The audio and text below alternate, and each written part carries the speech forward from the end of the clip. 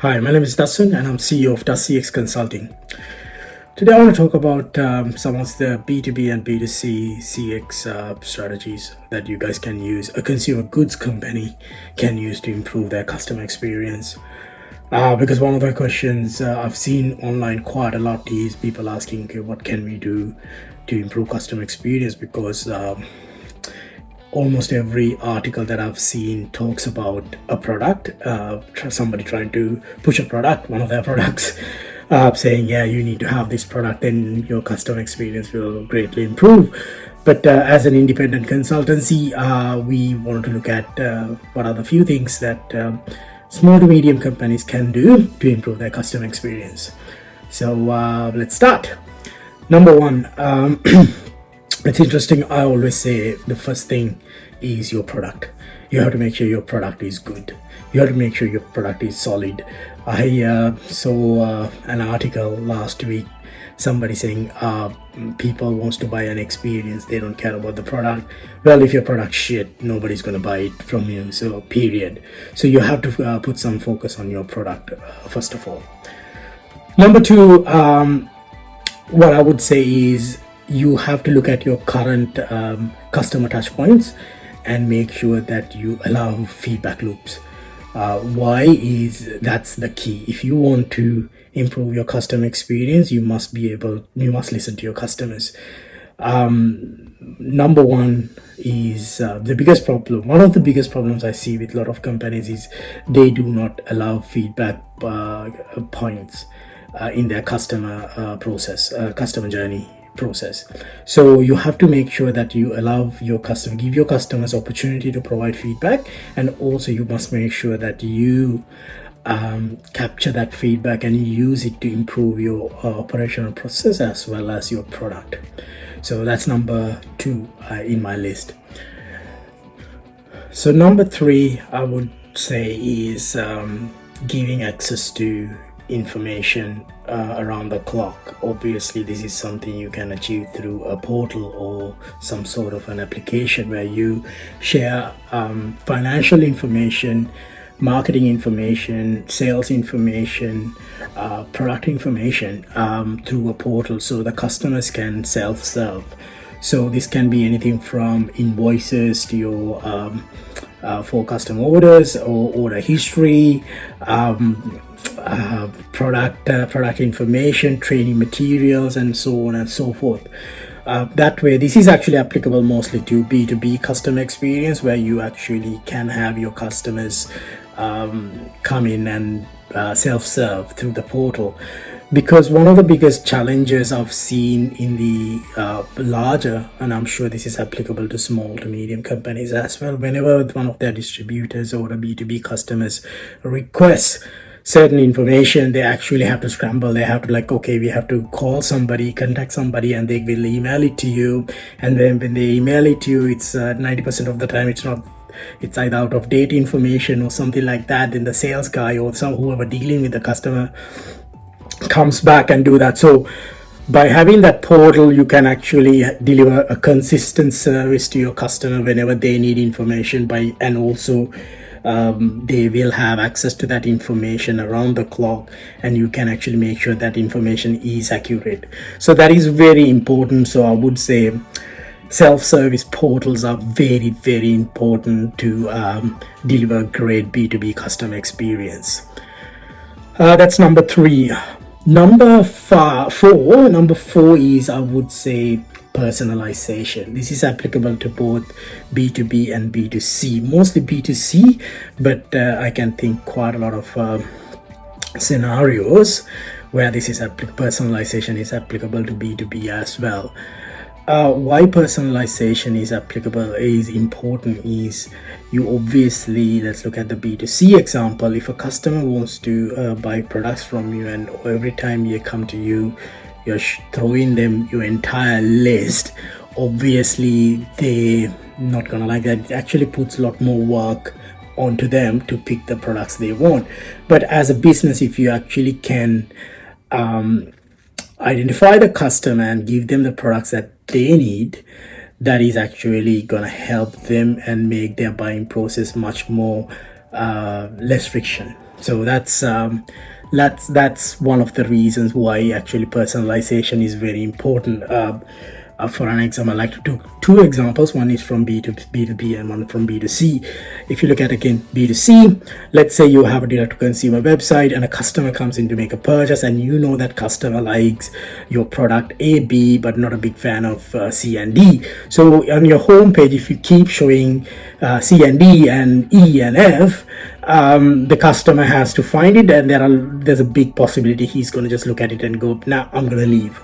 So personalization, customer comes, you show them their favorite products, they look at it, they purchase it, you give them options to buy, reorder the old orders, easy, go do that. So that's number one. That's a good example of personalization in B2C. In B2B, let's say you have a customer portal, or they call up your customer service team and say, I need to place an order, and your customer service team know that this customer places the same order every week, every month.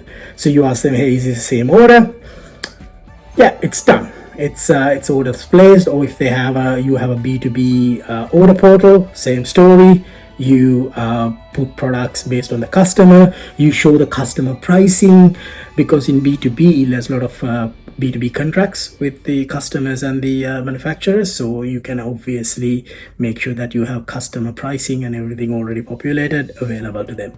So that's why the personalization is very, very powerful. There are certain things, it's not very easy to do personalization. There are basic personalizations, things you can do without breaking the bank, and then you can go up to like $1 million solutions where they are specialized in personalization to the detail. So there you go. Personalization is number 4. Number 5 is access to the fulfillment process, access or visibility, full visibility into the fulfillment process. This is applicable to B2C as well as again B2B as well. You have to make sure you have a good fulfillment process. You deliver products on time to the customer as per their needs. Deliver it in pallets, package, or individual product the way they need, and also give them full access to track the progress of the order. So fulfillment, I would say, is another area that you have to get it right to improve your customer experience. One of the things I would always recommend, one strategy you can do here is provide visibility into the fulfillment process. Give them detailed information around where the product is, how are they being picked, is it being prepared now, has it been shipped, is it in the terminal, so on and so forth. Some companies go as far as actually saying, put in the person's name, George picked the order, George did that. So this is mostly work in the B2C, but in B2B also it's pretty important, I would say, because then when they're talking to customer service team, it's not a bogus name. You can actually say, hey, look, this is the guy, what it says. So the customer, if there's any issues, the customer service team can track it and go talk to George and say, hey, look what happened here. So likewise, visibility into fulfillment is very important. The next one I want to talk about is the rewards program. So this is mostly, I would say, for B2C. This is one of the best things you can actually do to improve your B2C customer experience. And I am so surprised. Like, I was looking at few brands, consumer goods brands in Australia. Like, these are like medium companies, but really nice products. And I can't believe some of them do not even have a loyalty program. And loyalty programs are one of the greatest things you can do to improve your revenue, as well as to build a great loyal customer group for your business. So loyalty programs are one of the key things you should look at to improve your customer experience. So I plan to do a video just on loyalty programs, why they're important. So I would strongly recommend you guys see that. I think it is scheduled to go live on Friday, so check it out. Next one is social media listening. This is very important because these days with the social media, obviously this is applicable about B2B and B2C. Managing the customer sentiment is very, very important because obviously everybody, even though it's people say, yeah, B2B is not a problem in social media, but B2B end of the day has individual people working in the B2B organization. So you have to make sure that you listen to the social media channels when they mention your product or your brand, so you can actually go and respond them, or doesn't have to respond, just understand it, what's the story, and you can actually see what you can do. It is very important because some of those things are very small things you can fix, and it can actually win the customer back, or pretty much help your brand quite positively in the long run. If you are a brand who's very active in social media, so social media listening, there's quite a lot of tools out there to do that is specialized in this. They actually listen, like control they monitor all the social media networks, and just anywhere they actually your brand is mentioned and stuff, you can actually see whether it's a positive or a negative mention, reaction, and you can take action. So some tools are like this, things like Sprout Social, Social Baker, Hootsuite. They're very expensive. Some of these are very expensive, but you can actually do it. One of the easiest things I would recommend to small businesses are just track your hash tags, track your brand mentions, and then see what you can do to just respond to them and help those customers out. The last one I want to highlight is your refund and return policy. This is very, very important. This can help you to bring either customer back or they're gone forever. So make sure your return and refund policy is easy to understand. One of the things I actually want to highlight is Apple's refund policy. I call it the refund or return policy because I bought a Beats about 2 years ago and stopped working. Took it to the Apple store, said it's not working. I was expecting not to get the product back, them to say, oh yeah, let's go look at it. That's not what happened. They actually said, okay, wait, it's still under consumer law warranty or something like that, because I know I didn't buy the extended warranty. So they went and got me a new product, and I'm like, that itself is enough for me to keep going back and buying the product from them, even though Sony and all coming back with all these really good high quality things. And I'm like, nah, I just don't have time to waste to go back again. Like I have a Samsung fridge and there was a problem. They like call me back, do this, have you tried this, you want to try that? I don't have time for that. So that's how it is.